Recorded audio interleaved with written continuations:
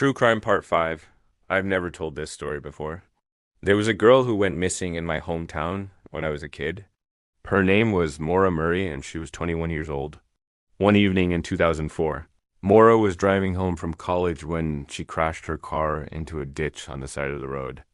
When emergency services arrived at the scene, they found that she had several serious injuries, but she was still alive. And instead of waiting for the ambulance, she got into her car and drove away. That was the last time anybody ever saw her. The police found her car a short distance away from the accident scene and it was unlocked.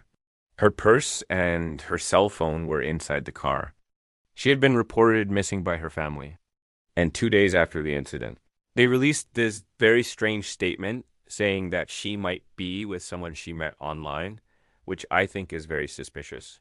They also said that she might have been disoriented due to a concussion, which could explain why she got into her car and drove away from the scene of the accident.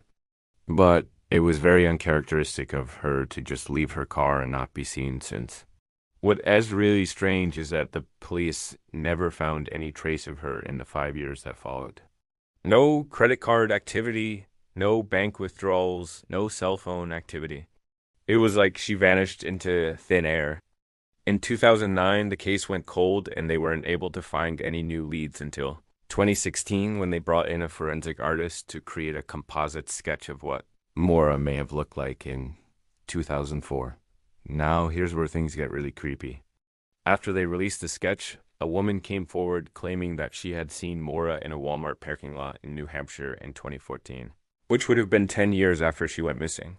The woman said that she recognized Maura from the composite sketch and then called the police. She described the clothing that she was wearing and the fact that she appeared to be heavily pregnant. The police followed up on this lead, but it ended up going nowhere.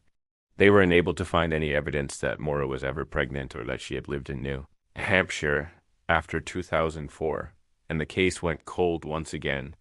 In 2021, a documentary crew started working on a series about the case, and they were able to uncover some new details.